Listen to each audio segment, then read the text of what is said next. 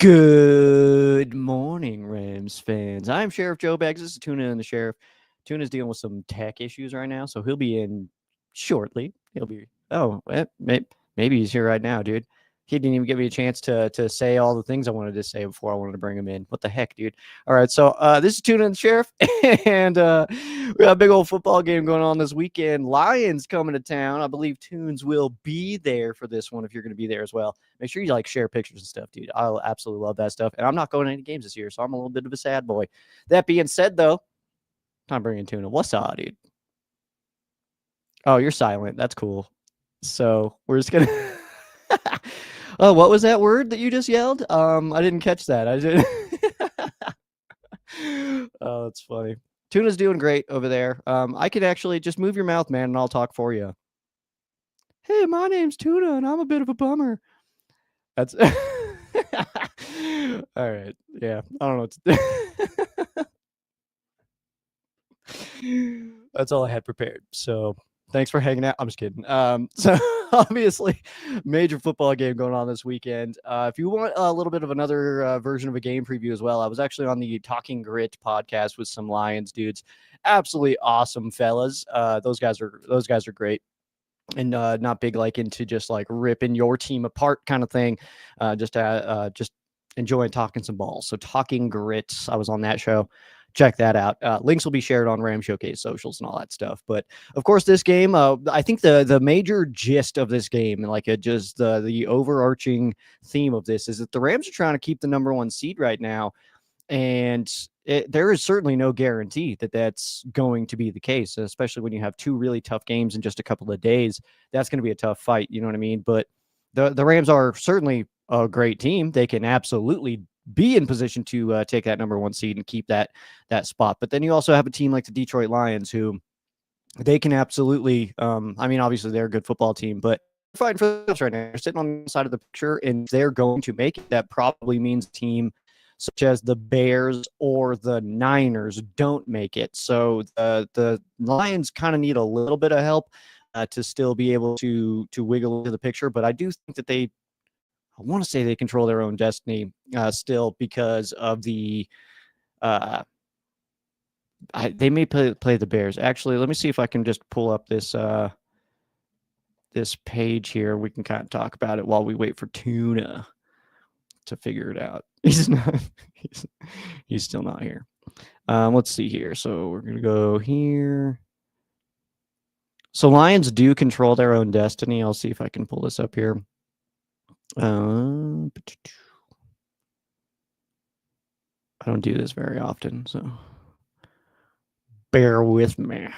All right, so yeah, what we're looking at here, this is just the NFC playoff picture. Obviously, the Rams, you see here, we got a 51% chance to make the number one seed right now, 24% chance at the 5 seed, just 1% chance to miss the playoffs. But you look down here at the Lions, who the Rams are facing, they're probably not going to be a division winner. As you can see there, their chances are just kind of low.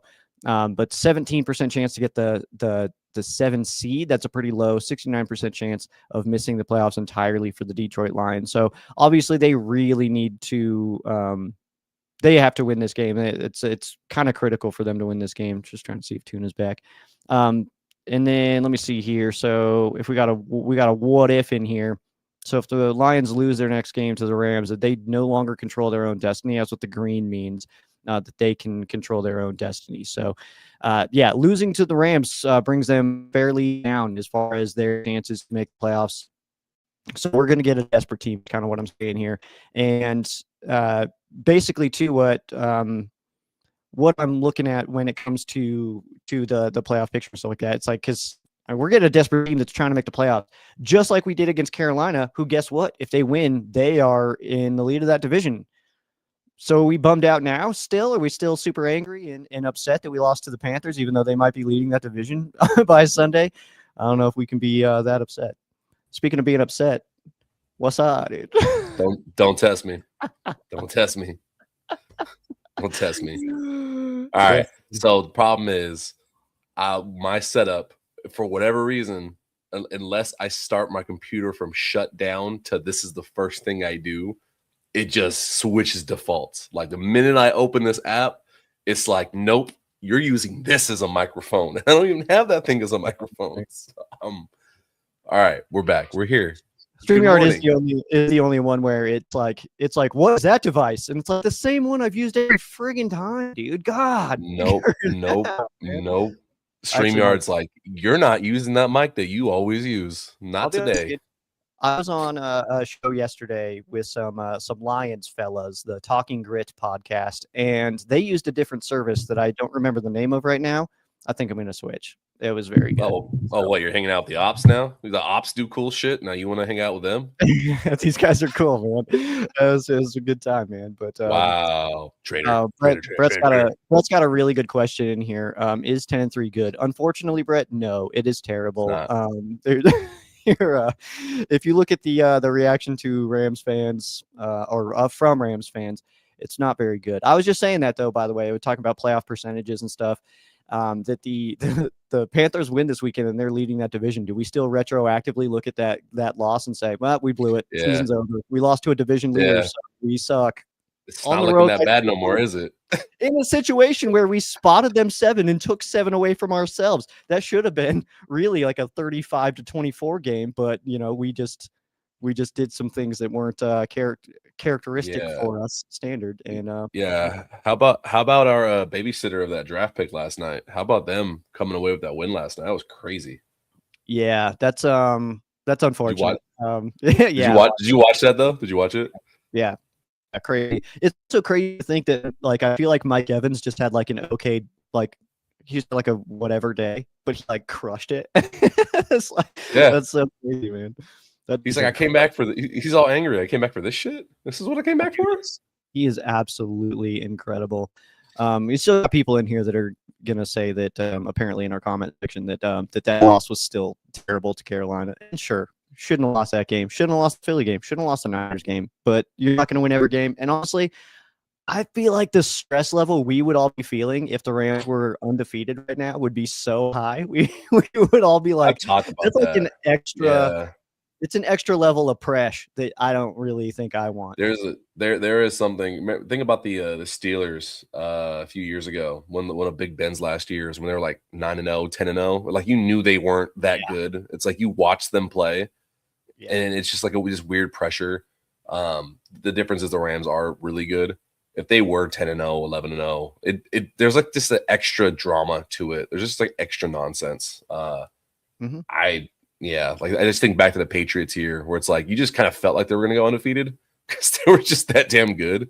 But anyways, we know what is that damn good. Both of these offenses. Straight up, dude. Not even a lie, man. Yeah, obviously the yards are there. The points are there. This is efficiency. I actually gave my bold prediction on that show yesterday. It was something I just kind of thought of in the moment was my prediction is that this is going to be the highest scoring game of the NFL season. It has the potential for it. Unless the numbers show that, unless both defenses just make it messy and ugly. Unless we get another Seahawks game where just, the offense just isn't clicking on both sides. But just looking at the box scores from both team seasons, there's a reason why Detroit isn't the number one scoring offense. We'll talk about 2 of those weapons here in a minute. But, just this is the best offense the Rams will face all season. No shade at the Seahawks, but I'm going to trust Jared Goff and Jahmyr Gibbs a lot more than I'm going to trust Sam Darnold and Kenneth Walker any day. So, thoughts on what you're seeing numbers-wise? Thoughts on your comment right there real quick. I think it's probably closer between those 2 pairings than you're giving it credit for. I think there's a lot of talent in both of those pairings. So either way, a lot of talent. But Jared has shown he can actually win a postseason game. Sam Darnold, I got until you show me, I don't believe it. That's absolutely fair. Yeah. So obviously points are the biggest thing that jumps out to me when it comes to this, and the giveaways too. I mean, obviously they don't put the ball in danger. The Detroit Lions. And they can score, man. So it's kind of funny. Those are like the things that the Rams are good at is not giving up points and just and taking the ball away. So it's there's so many different aspects. I talked about it on Ram Showcase this week. There is so many different individual matchups where it's unstoppable force meets immovable object. And that matchup happens in like 7 different areas in this game. And that's just another one. The Rams defense going against that powerful Detroit offense. But individually, too, there's a lot of individual matchups there. But points are the biggest thing that jump out to me. And then I think that the Rams will be able to pass on Detroit, but we'll see if that's a vice versa thing, too. I don't know. No, Brian Branch. Kirby Joseph did not practice yesterday after practicing on Wednesday.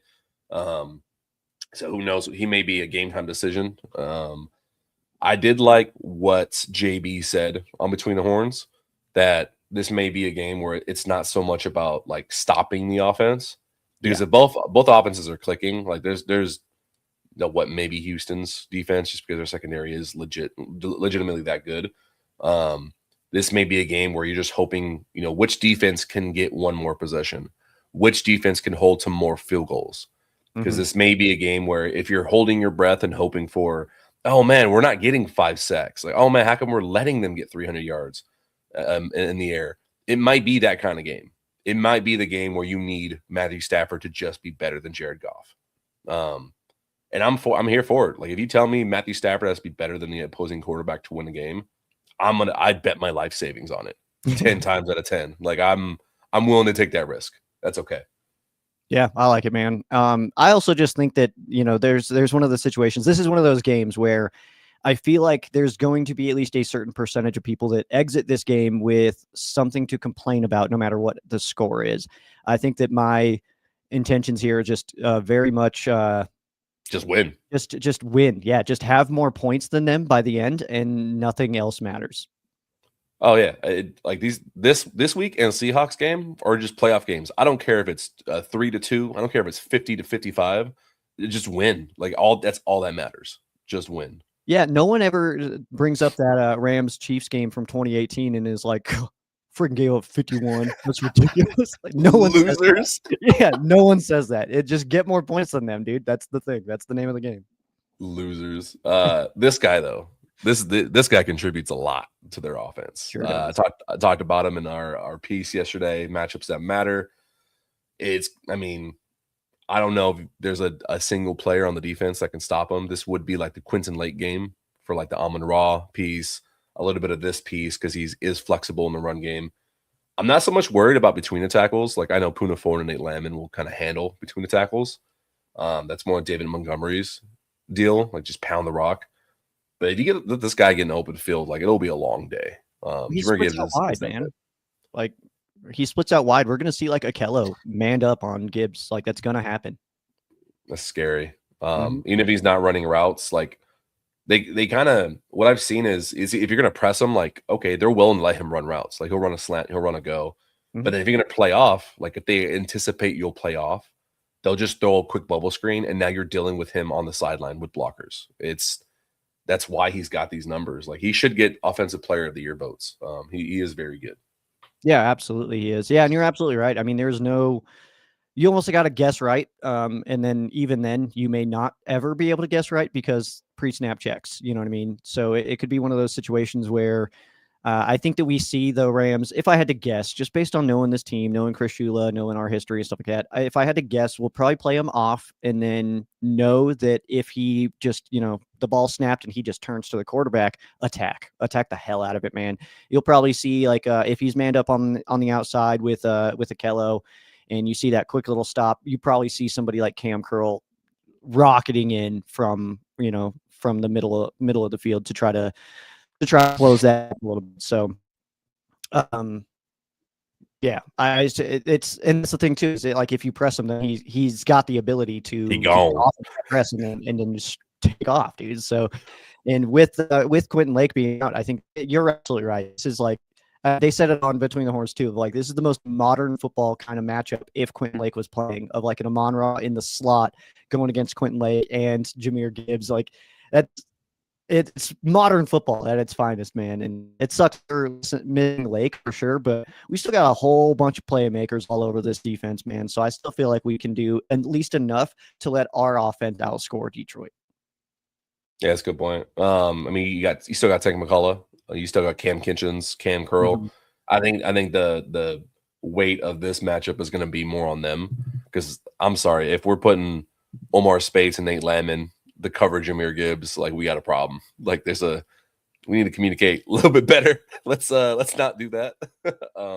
Speed wise, they're just not a match for that one. But yeah, like that.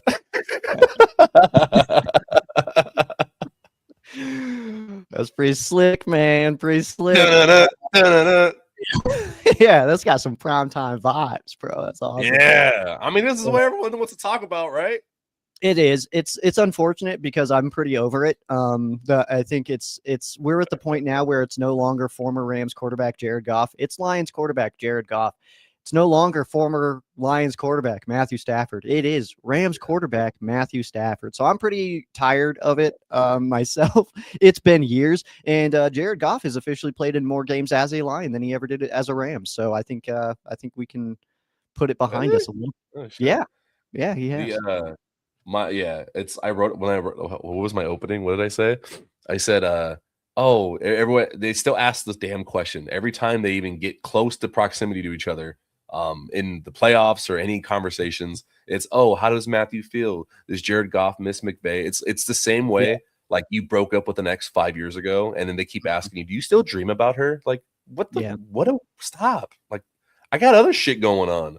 Because that's the thing is that Jared Goff is the one that's still like, yeah, I do. Because he's on quarterbacks a couple years ago, whatever, being like, they just didn't love me. It's like, shut up, dude. Like, man, the city.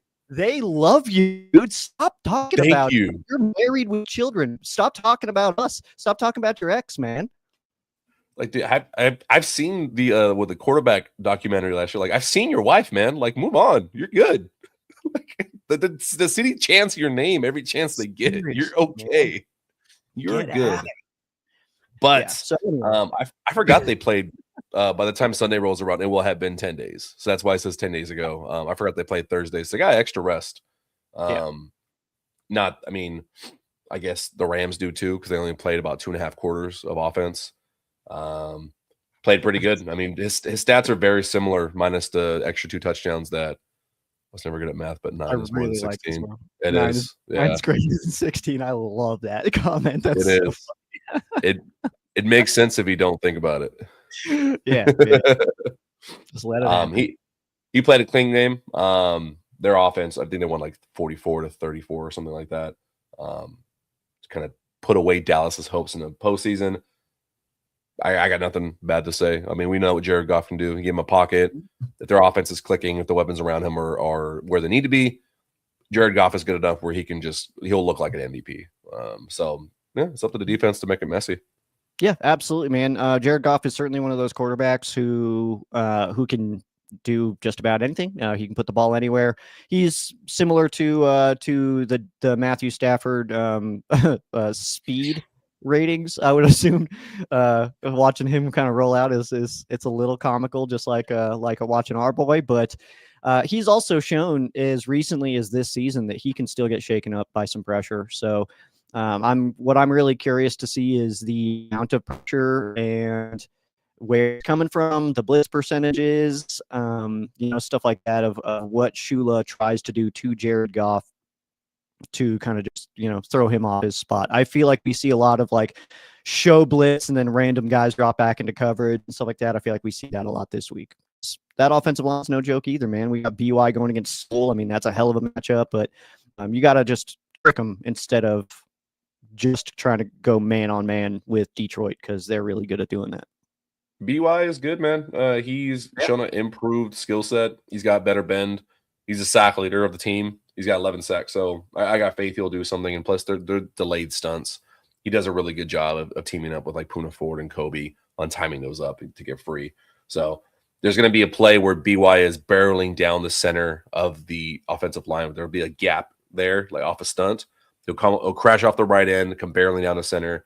He'll get a sack or he'll force it in completion. It'll happen at least once this game.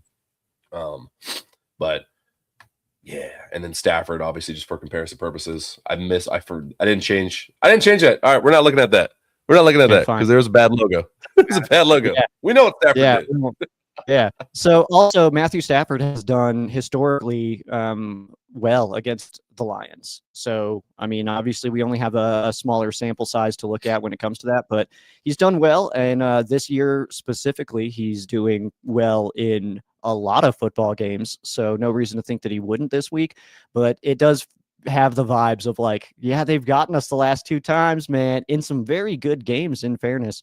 But those are like big situations, playoffs, and then week 1. I mean, that's big stuff. So to get the Lions again this time at SoFi in a situation where we're trying to fight for a number 1 seed, man, that's like my biggest storyline this week. We're trying to hold on to that number 1 seed because we're in a situation where we're either taking wild card weekend off or we're on the road. I mean, there's everything's available right now for the Rams. So you're going against a team that I think is going to be coming in pretty desperate because they're on the outside of the playoff picture and running out of runway to try to land this plane. So they need this game real bad. Their chances dwindle hard if they don't win out. So we're going to get a very good Lions team, and it would also be really nice for the Rams from our perspective to kind of put them to bed a little bit. They're not eliminated with a loss, but close if the Rams can pull this one out. So that would feel really good to do that to Detroit, a team that we've had some trouble with over the last few years. Shut the damn door on them. That's what I was going to talk about. I think my biggest takeaway, I don't really care about the stats. I don't care about what teams have done before. It's more of a don't let them get momentum entering the fourth quarter.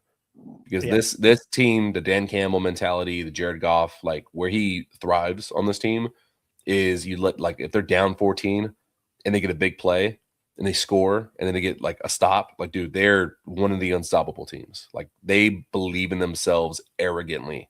Do not let them get momentum late in the game. You will get yourself in trouble and you will have a hard time scrapping back. The difference in this one, though, is they have not played this version of the Rams. Those past 2 seasons, you didn't have a Devontae Adams. You didn't have this version of Puka. You didn't have this version of the run game to where I feel as long as McVay adopts what LaFleur did last week, because that was LaFleur calling the game, where he's like, all right, fine. We will stick with the run. I won't go away from it and do cute shit. Just stick with that.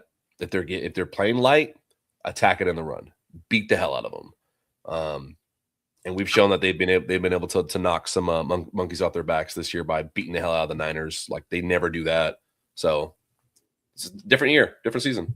Yeah, absolutely. Last week, going from last week to like compare anything this week, I can't do it. That Cardinals defense, after my rewatch too, it was like, oof, what was that game plan, man? Their game plan really felt like just don't let them score 90.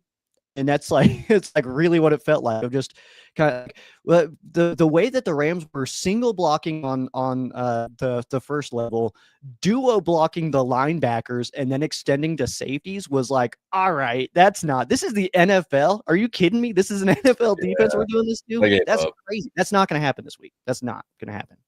Detroit's too good for that. I mean, they're not a perfect defense, and they are very hurt. And that leads me to my bold prediction this week is that I think Matthew Stafford throws for over 400. Oh, that'd be lit.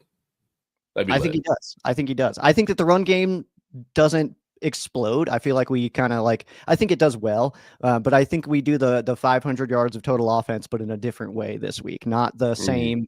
I think the run game last week against Arizona was just, they were not doing anything to stop it. They were spread out real thin. It was bad. Rewatching that game too, it was like, dude, I would be firing my DC if I was the owner of the Cardinals right now. I'd be watching that game like, dude, you clearly don't know what you're doing. Get out of here.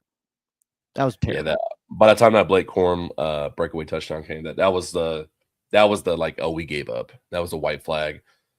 I as much as I want to say, yeah, Stafford is, like, I'm all for it. I'll be the first one cheering for it, because that right there would solidify, like, okay, yeah, he's the MVP. Like, if he tossed for 400 yards in the game of the week that everyone's watching on a Sunday afternoon, yeah, absolutely.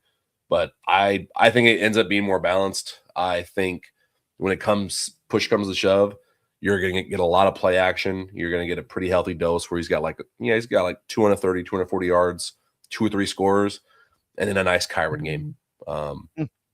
I think because you got to beat the hell out of them. You got to take the clock away too. Get into a shootout.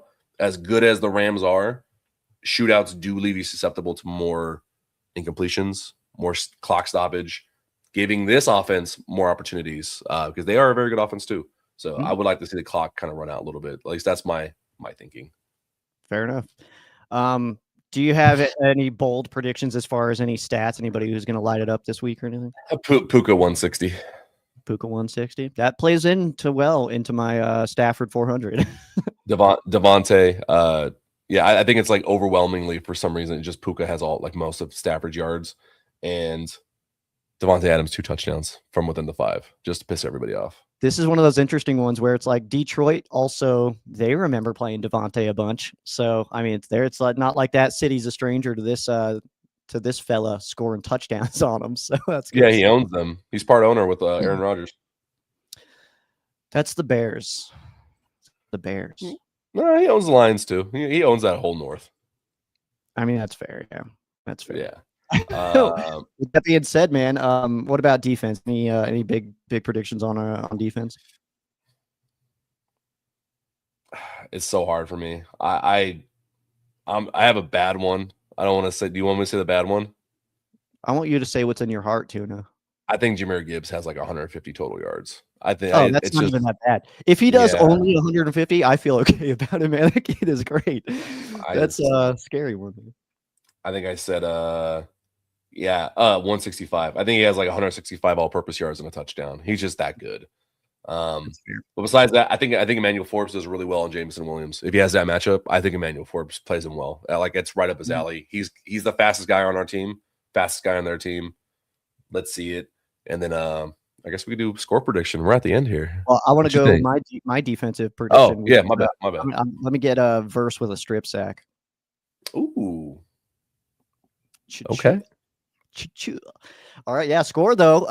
I'm feeling like obviously I feel points are going to happen in this game, and that's an easy prediction because these are two teams that score. The Rams though are good at not giving up points, so that's one of those situations where it's like, who's going to break, but ultimately I do think that we do see more points in this game. I'm going to go 44-31 Rams. I went more conservative because of the balance. I think I go 31-23 Rams. Nice. Okay. Yeah, and it's one of those two where both teams know that the other can score, so both teams may take longer drives. So like it could drive the score down because both teams aren't just, shooting for the moon every snap. They're like, no, we can't give them the ball back. We need to have a 15-play drive, So it absolutely could wiggle its way into being like a 4-13 game because of limited possessions. What you wiggling? What? Wiggle? Pause? I don't know, man. What are we listing here? Do we fade off? Things you would. Things what? Nothing. Yeah, let's not do that. What do we say? Christmas movies. Oh, Christmas Vacation, the best one. Die Hard. Good answer. Bad Santa. Damn. Love that one. What's a good one? It's A Christmas Story. Christmas Story. Oh, lame. What do you mean lame? That's movie sucked. We got Ray and Thomas in Home Alone. Him crashing out and beating the hell out of his bully. This was